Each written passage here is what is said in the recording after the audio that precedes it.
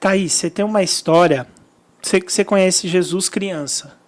Sim. Criança, adolescente, ali pré-adolescente. Mas você tem uma história muito próxima de Jesus quando você fica um pouquinho mais madura, mais Sim. perto da vida adulta. E eu sei que essa história transformou a Thaís e pode transformar pessoas que ouvem a Thaís. Todo mundo que já ouviu sua história faz o mesmo comentário, ela precisa contar isso para mais gente e tal. Que história que é essa, Thaís? Pois é, quando eu tinha lá meus 17, 18 anos, eu tinha pouco tempo que a minha família tinha encontrado Jesus, e conheci um rapaz, trabalhava comigo, era meu colega de trabalho ali, nós tivemos ali uns 6 anos de amizade, eu já servia ao Senhor, coincidentemente a família dele, parte da família dele estava na mesma igreja que eu, ele desviado. Nós nos tornamos amigos, assim, por 6 anos, e a gente tinha uma proximidade bacana até. Depois a gente passou a trabalhar em outra empresa juntos, e vira e mexe a gente se falava, oi, você tá bem? Era uma época que não tinha WhatsApp, não tinha redes sociais, então Sim. a gente ligava, aquela época que você ligava para as pessoas. Tá quase revelando a idade, Thaís. Pois é, não, Não, vira o TikTok, gente, imagina. E vira e mexe a gente ligava, Sim. oi, você tá bem e tal. Poxa, que legal, tá fazendo faculdade, eu também. E a gente tentava manter essa proximidade. Muitas vezes A princípio, uma bonita amizade. Uma bonita amizade, tá. Né? E nessa época que eu fazia estágio, eu tinha muitos problemas, assim, internos mesmo, de baixa autoestima. Eu falo que o inimigo sempre batalhou muito contra a minha mente. Por isso que eu comecei falando sobre a questão da identidade. Entendi. Porque eu tinha muita, assim, sem nenhum motivo aparente. Hoje eu sei o porquê, e o Senhor me trouxe isso, mas eu não tinha ali muita certeza de quem eu era. Eu tinha uma necessidade muito grande de aprovação, de ser vista, e a gente acaba sendo alvo fácil de determinadas... Aparentemente um grilo comum da geração. Exatamente. O jovem é meio assim, já meio que naturalmente.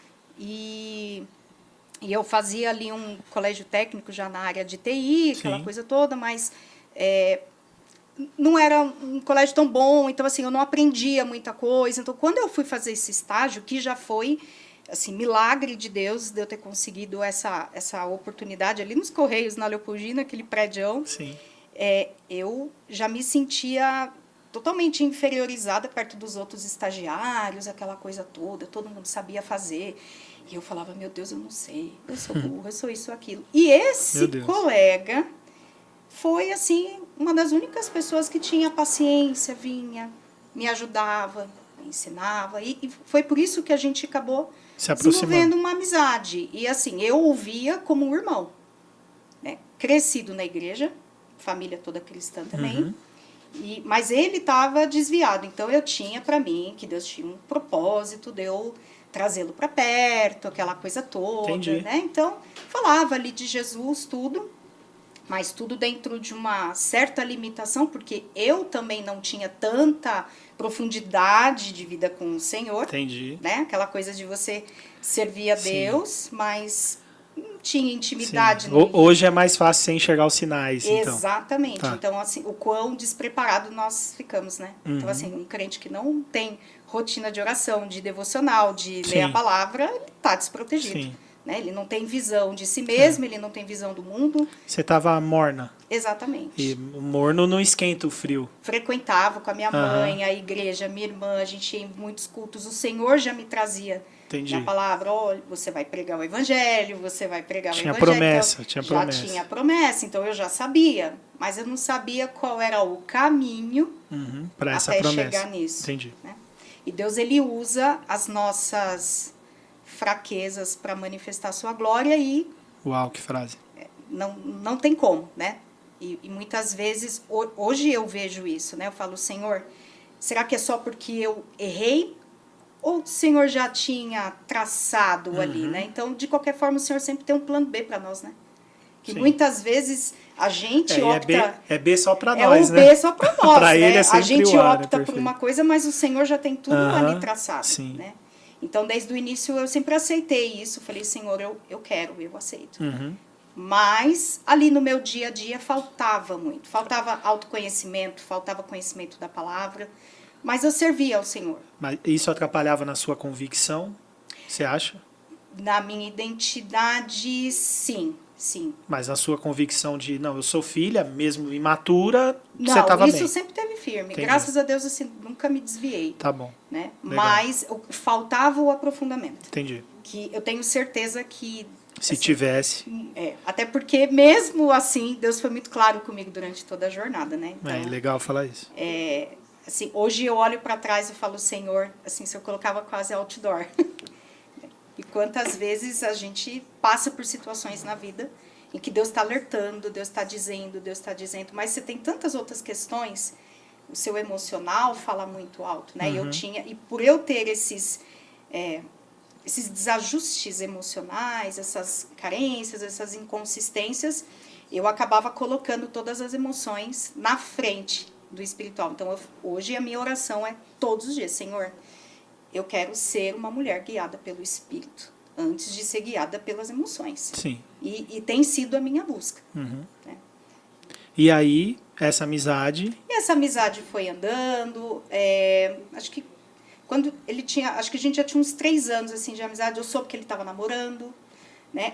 E vira e mexe, engraçado, porque a mãe dele me ligava. Como né, eu meio que fui conhecendo a família, as irmãs da Amiga mesma mesmo, igreja, você é amiga mesmo. Uhum. Eu cheguei aí na casa dele uma vez para ele me mostrar como que era, montar um computador, algumas coisas, como amizade, né? Uhum. Então eu tinha essa imagem, pô, um amigo, um cara bacana, de família estruturada, pelo menos era a visão que eu tinha. Uhum. E aí a mãe dele às vezes me ligava, ai, conversa com ele tá tão rebelde, ele é meio estourado aqui em casa, ele é meio briguento, ele tá aí com uma namorada agora e é tudo tão conturbado, eles gritam. Então, assim, eu comecei a ter uma visão dele, assim, dentro de casa, e ela uma senhora já, mas eu falava, não, eu tirava a régua por mim. Eu falava, não, eu também fui aborrecente, eu também fui chata, entendeu? Então, eu não levava isso tão Sim. a sério, né? Na verdade, eu fui ter visibilidade depois, né? Da gravidade do que ela estava me trazendo muito tempo depois, né? Uhum. E eu sabia que ele tinha esse namoro conturbado. As pessoas em volta já falavam que era com muito grito, era muito xingo. Uhum. E eu falava, imagina, gente, essa mulher deve ser doida. E ele falava, nessas de terminar, voltava, e ele falava, não, ela é maluca, é aquele primeiro sinal, né, do narcisista. Não, a ex é sempre a maluca, é sempre a Sim. louca. E eu tinha aquele estereótipo do amigo, do bacana. Você tinha uma certa admiração. Tinha uma admiração. E isso não quebrou essa admiração. Né? Pelo menos não nesse momento, Aham. não, né? Sim. Quando nós fizemos aí 6 anos de amizade, a gente já estava trabalhando de novo na mesma empresa, teve um dia que ele falou assim, eu vou atender lá para a região da Paulista, você vai estar por lá? Eu falei, nossa, vou, faz tempo que a gente não se vê, Ele já tinha ido em casa comer pizza com a minha família, Entendi. sabe essa coisa? Sim. Sair com a galera da minha irmã, vamos no cinema. Então, era conhecido. Né? Já estava ali no Já círculo. era familiar, entre Já era familiar, exatamente. Não foi alguém aleatório, assim. Aham. E nesse dia que a gente marcou de almoçar, não sei o que deu, cargas d'água em mim, que eu bati o olho e falei, nossa, sei lá, apaixonei. Baixou alguma coisa, assim, nos meus olhos. E ele Depois já tinha... de 6 anos. Depois de 6 anos, ele já estava um tempo sem a namorada lá, né? Ele já tinha terminado, tudo certo. Com a doida. Entre aspas, com a doida. Entendi. E mal sabia eu que eu era a vítima da vez agora, né? Uau. Foram 6 anos me estudando muito bem, né? E, enfim, começamos a namorar e eu estava toda feliz, né? Aquela coisa do, uau, era meu melhor amigo, agora virou meu namorado. Sim. E eu sempre fui muito sonhadora com essa coisa de casar, de ter filhos. Então, eu projetei, assim, todos os meus sonhos nisso. Ao invés de projetar no Senhor, Entendi. você projeta tudo na pessoa, né? Então, a gente vai casar, aquela coisa toda, e começamos a namorar. E no decorrer do tempo, a minha família começou a notar algumas mudanças minhas que até esses tempos eu falei assim, mas eu não tenho como, até para eu ter essa percepção, Sim. né? Porque quem está em volta começa a perceber Uhum. que a pessoa vai perdendo o brilho, né? O narcisista, ele vai roubando o brilho da pessoa. Quase um vampiro, né? Exatamente. Então, ele vai manipulando muito a pessoa e já sabendo, né? Emocionalmente ali com aquelas fragilidades, muito carente, projetando muito. Sim. Então, a família foi percebendo, as pessoas em volta foram percebendo que alguma coisa estava estranha, mas ok, assim, acho que não sei se passava assim na cabeça de todo mundo a gravidade da coisa. Uhum. Teve um dia que acho que foi o primeiro sinal assim mais evidente que eu não notei. Numa conversa, na minha infância eu fui assim, amor, não sei o quê. E aí, eu não sei o que eu falei pra ele, que ele falou assim, fica tranquila, amor, porque com o tempo eu vou moldando você. A frase, né, assim, sério. Eu olhei e falei, imagina. Nossa, ainda tava me achando. Não, imagina, você não vai me mudar, ninguém me molda.